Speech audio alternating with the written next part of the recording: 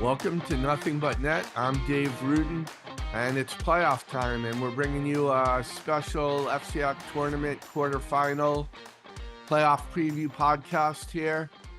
4 games on Saturday. We've finally had the regular season, which was about as by-the-book regular season as I can remember in the rearview mirror, and hopefully we're going to have excitement over the next week.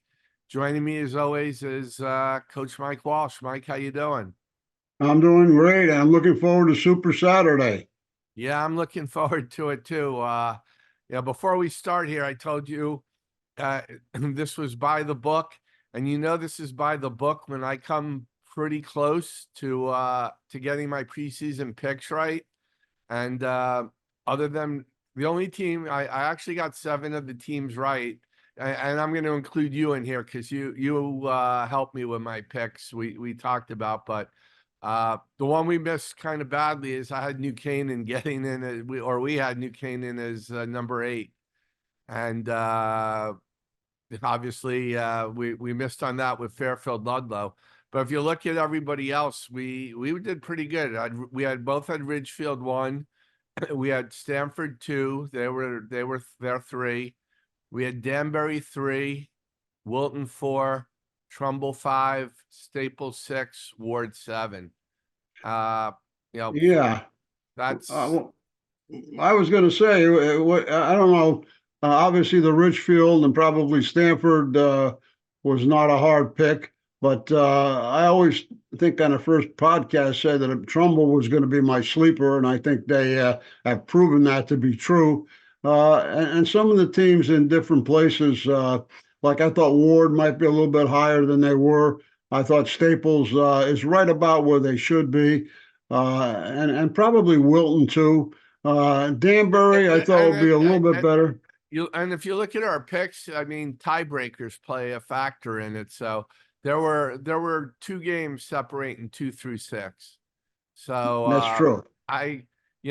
The way I normally pick, this is an A+ performance for me. But and then and we'll get to this a little bit. I was looking because to me, and everybody agrees, there's 6 people that are first team all FCIAC candidates, and I had 3 of them on my preseason first team and 3 on my preseason second team. And I'm pretty. I don't think we're going out on a limb here when we say Jalen Brown, Cam Perkins, EJ Presley, Sam Clacko, Alistair Walsh, and TJ Wright are going to be on the All FCIAC first team. The thing that'll be interesting for me is I only picked 5 guys, and I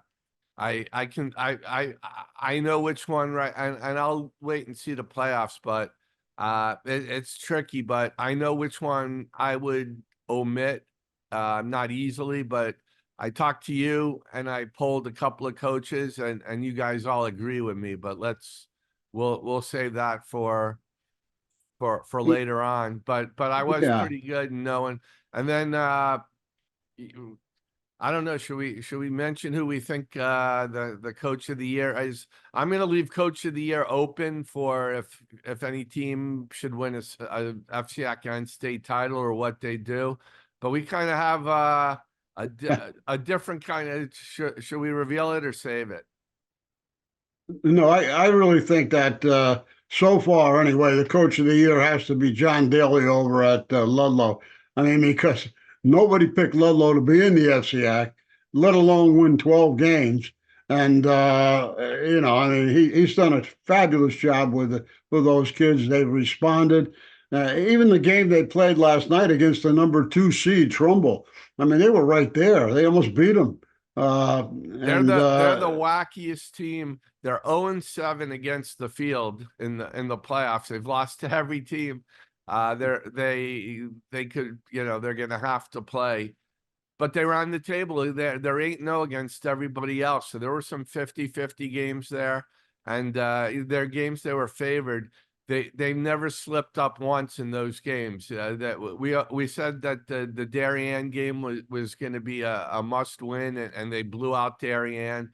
And then you look, I saw them against Walton Monday. They lose by 26 points. And then they come back and they almost beat Trumbull on Trumbull's senior night. At Trumbull, yeah, and but right now, John Daly is telling his team, and so is everyone else in the playoffs, that everybody's 0-0, and everybody has an opportunity to get to that FCIAC championship game. And you know, the way his season is going, who knows? Yeah, you know, and that everybody else finished just around where they thought we thought they were. You know, you hate to say somebody who goes undefeated in the league, you know, Andrew McClellan with Ridgefield, but kind of expected them to go undefeated. That doesn't minimize what they do. I don't know. To me, the one real big surprise, and you agree, is John and getting that team excuse me, Yes. into the playoffs. But I'm going to reserve judgment for what goes on going forward. I know, and I only brought it up because I know all the coaches have already submitted their ballots for their all FCIAC teams and coach of the year. And to be honest with you, Dave, I mean, by talking about John Daly, that there were other great coaching jobs too, as you mentioned, Drew going undefeated at Richfield, Buddy Bray over at Trumbull taking his team to, you know, they had a couple losses. Um, you know, those are great coaching jobs. Coaches in the FCIAC are good coaches, and you know, that's why the playoffs are going to be really exciting to see how they handle things. Are they going to play the same thing they did when they played in the regular season? They're going to go to a little bit of zone. Maybe they'll press a little bit too. Haven't That's the seen a two lot of things. pressing. You That's the mentioned two. that. That I posed that question to you about half hour ago. I said two things we've hardly seen teams do this year are press and play zone. I said to you, would you do some now? And you agree with me. I think there's some teams that don't have natural point guards that maybe you press. And I think zones would be effective against certain teams, or even just on a few possessions here or there to show a different look. Well, I think at times teams have used the zone and it's been pretty effective. And you know, you might see them trying a little bit of zone in the playoffs. But you know, the pressing thing, I'm kind of surprised. I'm not going back to the days of Charlie Bentley when it was 5 in, 5 out, and we're pressing all over the court. 15 But I guys in the haven't box score. I haven't seen too much of that. I've seen the 2-2-1, but more or less just to slow the other team down and not to make the steal. You know, so maybe we'll see a little bit more pressing as we go forward into the playoffs too. Yeah, we'll see. I think the other element here is outside of Ridgefield and Trumbull, all the other teams have had periods where they've looked really good and periods where they've struggled. I think sometimes some of these coaches go out there. John Daly, John Daly's got to go out there and have no idea what he's going to see on any given night, as we saw this. And it's true for a lot of the other teams. You know, it's the one reason I think we both like Ridgefield and Trumbull so much is we both can see them winning 3 games in a row. Are any of these other teams capable of putting 3 consistent games together? Well, the thing about Richfield and Trumbull is that they have more than one or two or even 3 players that they can rely on to score in clutch situations. I mean, obviously, you have Richfield, who has an inside-outside game with Skenga and Alistair Walsh and your friend Ian Swadowitz. You know, they have some scorers and people that can pick them up when they need it. And Trumbull's the same way. I mean, they have Johnston and they have now Bull is back, and along with Fowler and Wilson, and of course Joey Threes, as you call him. They have people that can score, whereas the other teams, like Stanford, relies an awful lot on E.J. Presley, Cam Perkins, obviously at Danbury. A lot of people, you know, they rely on him. Wilton may be another team that. Clacko at Staples. Yeah, I was gonna mention Sam Clacko at Staples, and you know, Wilton maybe has a little bit more diversified scoring, but sometimes they have trouble scoring. Ward has the guards who sometimes don't like to get it inside, but Kramer is probably their guy who can score inside. Kramer Again, the scored. other teams have sort of a different look. Kramer scored 23 against Greenwich. They lost to Greenwich, but Kramer had Yes, 23, and that's usually and going to be and a good sign for Ward.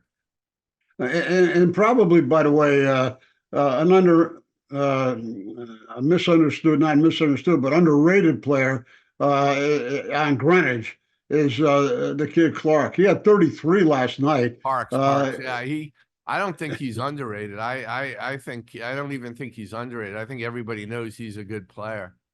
Yeah, he really almost beat Stanford. He did beat Stanford High and scored in 26 or something like that. Very good player. He's actually there with.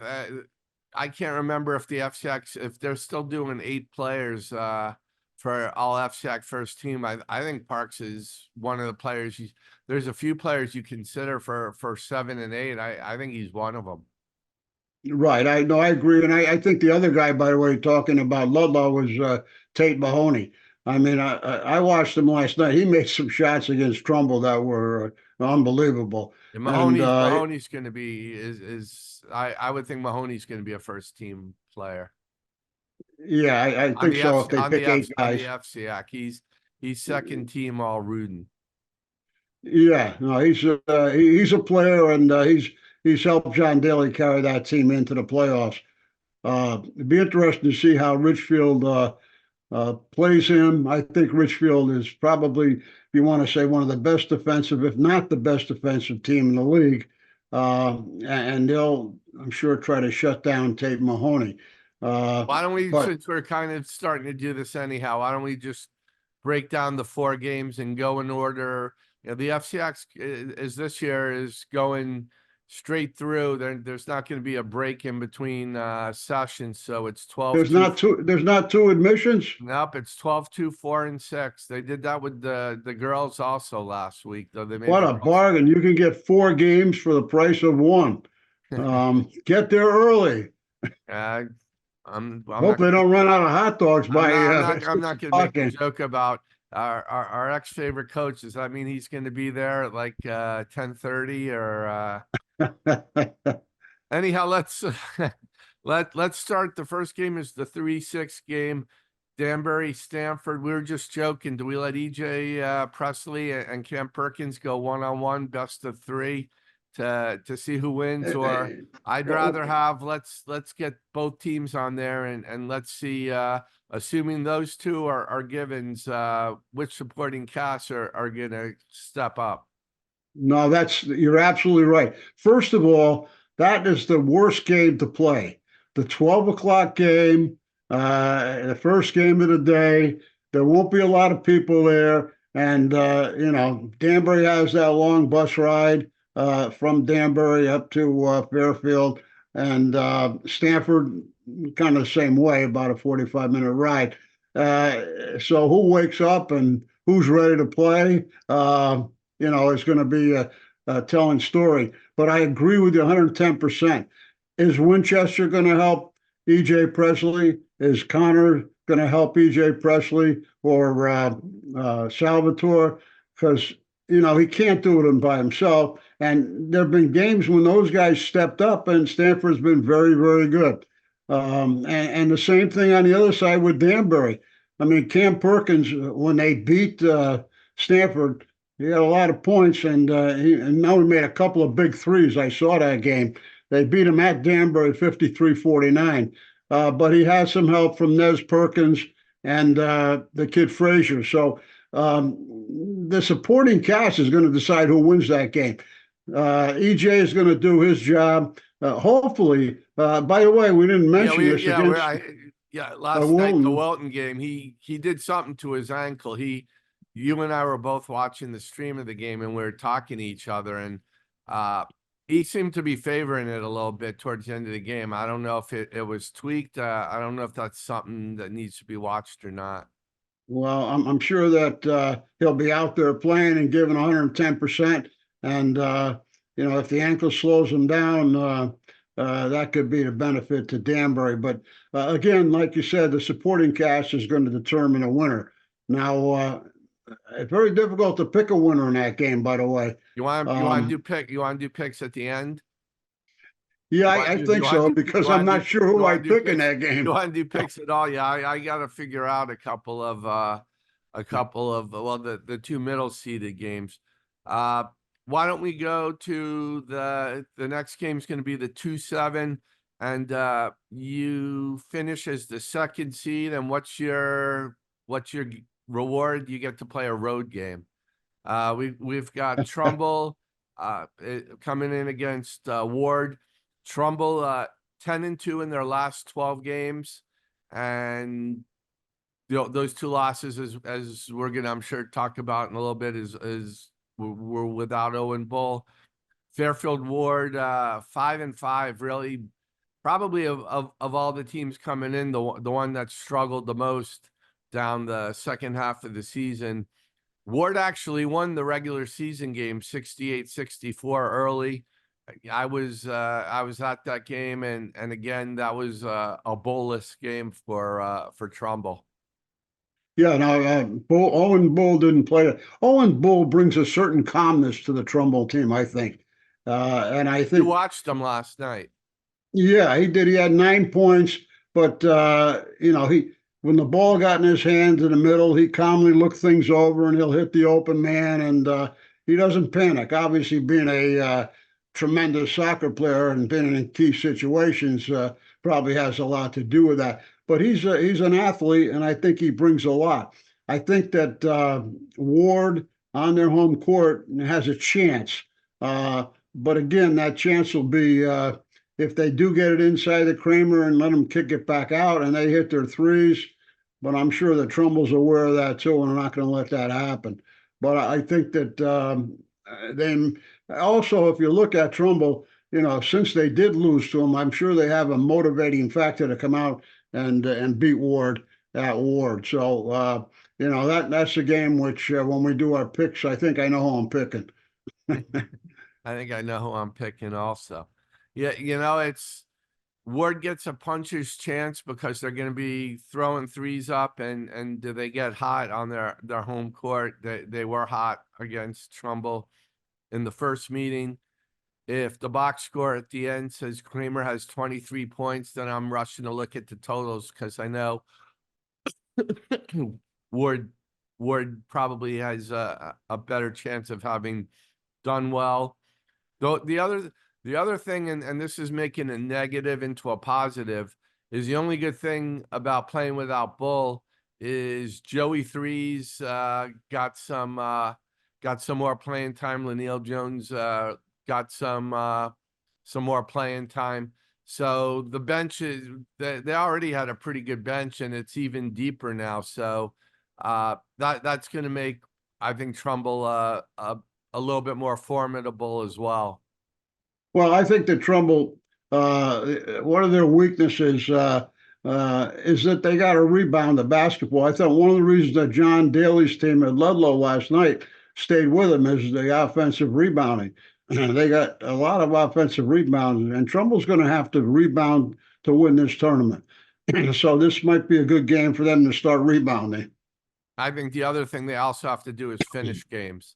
I know last night they had a little difficulty finally putting Ludlow away, and we've seen them a couple of times struggle a little bit the last 2 to 3 minutes of games. Now's not the time of year you want to do that. Well, they have to make good decisions, and most of the time the ball is in Sam Wilson's hands, and Sam makes some great passes. Last night he had 8 assists, but he Trumbull. also makes some behind the back passes that may not be necessary. But he's a sophomore and he's learning, so he's going to have to be an important part of Trumbull through this run through the playoffs. Yeah, and a quick mention, we didn't even mention Ryan Johnston, who's had an absolutely terrific year. Great score.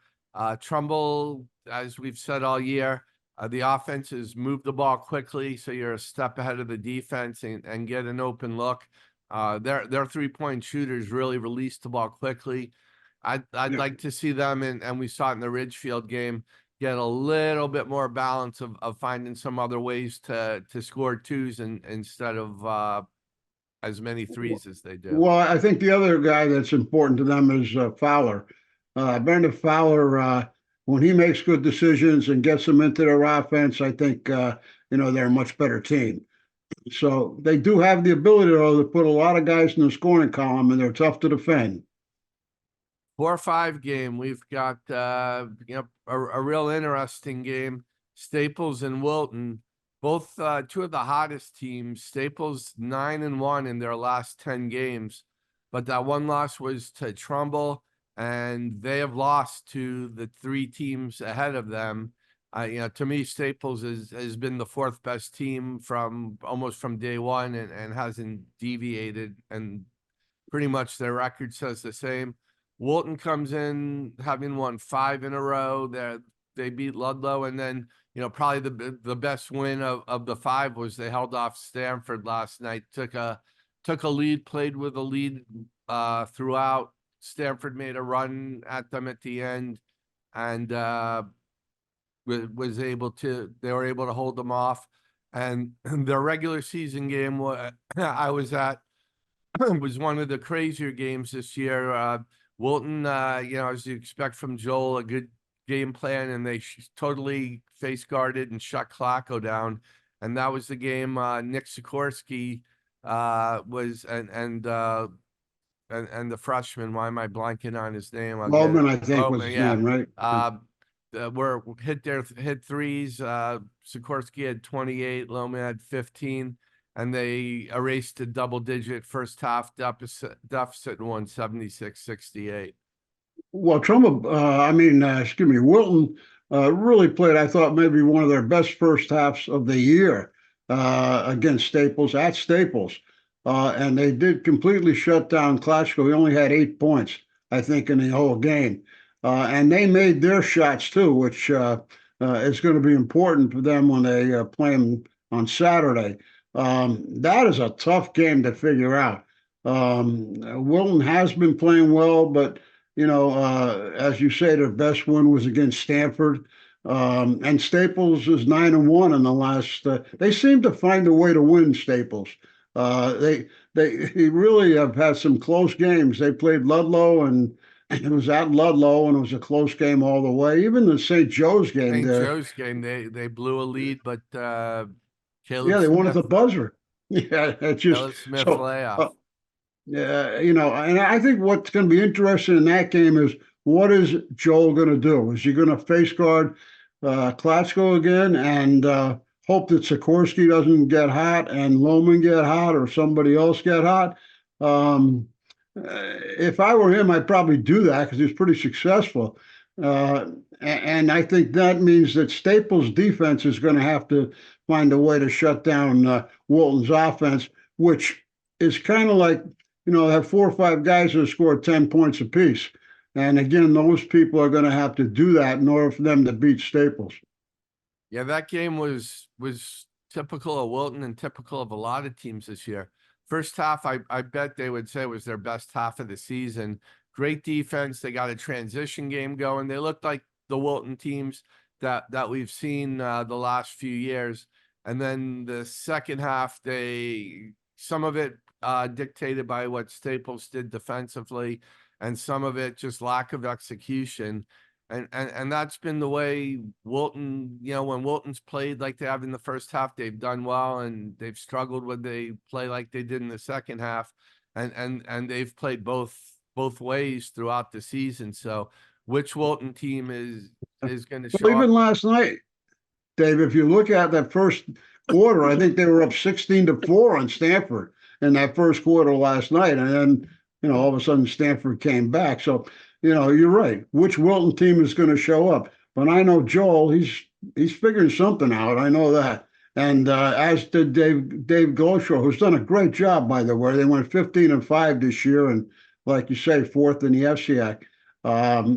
So, I mean, that game to me is the closest and the hardest game to call. Yeah, and Staples has sort of been the same way in terms of playing well in games, and they were the reverse of Wilton. They looked terrible in the first half, and they looked great in the second half. I guess from what you told me at St. Joseph, they looked really good at times, and they struggled at times. So Which of those teams are will the good Staples and the good Wilton? Which one of those will be the good ones for the most minutes, Who's going to put together a consistent effort for 4 quarters? Right. or at least three quarters this year is probably gets the job done, and then the last game Ridgefield Ludlow. Ridgefield's David Goliath. it is David Goliath. Uh, Ludlow's playing with house money. Ludlow's going to be the nonpartisan favorite because everybody who doesn't have a rooting interest will always rally around the underdog, and the game's in Fairfield. So, is what's the path to victory for the Falcons? The path to victory for Ludlow. Alistair Walsh staying home, Nick Skangas staying home. Well, yeah. What scares me about that game is, if I'm Ludlow, is they have such an ability to go inside to Skanga and Alistair Walsh from the outside, along with Swiatowicz and Alex Hickey. The thing that's hurt them a little bit recently in games is that they're missing their point guard. Now, I don't know if he's going to be healthy enough to play or not. And that's, I believe his name is Griffin, is that right? And, he means a lot because when he's not there, Alistair Walsh has really become the point guard. He has to handle the ball more and more responsibility on him. And I think that, he's done it and he's handling. He's done a great job. But against New Canaan last night, it was a 4-point game with 2 minutes left to go. And, Alistair helped bail him out again. He hit a three and got it inside the Skanga again. And, if there's any hope, I think if I'm Ludlow, I think they have to have a hot Tate Mahoney and his brother Charlie, and someone else has to score a few points. And then you got to hope that Richfield is not hot and they're going to miss some outside shots, and, they're going to box out and keep Skango off the board. We're asking an awful lot of that Ludlow team, by the way. But it's possible, like we talked about David and Goliath. David did win, I think, didn't he? Just just uncovered the spread. It's and the other thing, and this will be interesting to see, is, and you and we've spoken about it here and a lot in private, is Ridgefield's a different team at home and on the road. And most of their big games have been at home. And their closer games have been on the road. What is that going to be a factor at all? I think it's going to be a big factor, especially when you get into the playoffs. You have to be able to play on the road, and I think that they proved that they can. But at the same time, it's been a little bit more difficult than being at home. And they're going to get their crowd. I think their people will follow them. But at the same time, it's different. Will they hit their foul shots on the road? I still think the big key, as I just said, is Alistair Walsh. He's going to obviously be their glue. Is he going to have to be their point guard and their scorer, and play defense and rebound? Or is he going to get the point guard back where he takes a little bit of pressure off him? But they have everything. They have the inside game. They have the outside game. They have the defense. That's one thing we didn't mention about Richfield. They play tremendous defense. The help side defense is always there, and they box out and they rebound. They do the fundamental things, and Andrew should be credited for that. So I think that they're going to be tough to beat. I don't care where they play, but I think being at home has helped them a little bit in tough games. The Trumbull game and the Notre Dame Fairfield game, some of the other games that they played at home. Windsor, they beat a Windsor team, by the way, that just beat East Catholic, which was the #1 team in the state and hadn't lost in 2 years in the state. This is where Ridgefield's non-league schedule really benefits them. They're not gonna see any kind of of team they haven't already played. Certainly not in the FCIAC. And once they get to the state tournament too, they're going to already have played the kind of teams that they're going to need to beat to have a long run and to hopefully for them get to Mohegan Sun. Yeah, absolutely. But not to digress here, but I looked at the Division I state tournament, and I think Have a Andrew's great got a draw. great shot. He's got a Yep. great shot. He's the number 2 seed, and he'll probably get Danbury first game, and that should be interesting.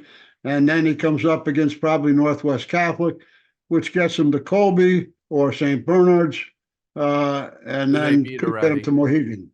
And then I know you'd look forward to that trip on that Saturday going up to Mohegan. Yeah, it cuts into my tournament watching time, but NCAA tournament watching time. But if they get But there, I'm more than happy to. I'm it'll very be happy. tremendous. I'd be glad for Richfield. I But would. right now, Andrew could care less about that. All he Yeah. cares about One. is Yeah. Ludlow. Yeah.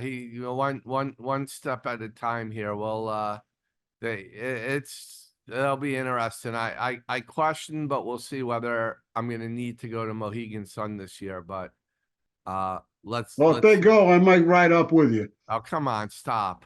You won't even leave Stanford. You're gonna go up for me to I mean, to don't see Richfield in the final. don't give me maybes that we know you can't keep.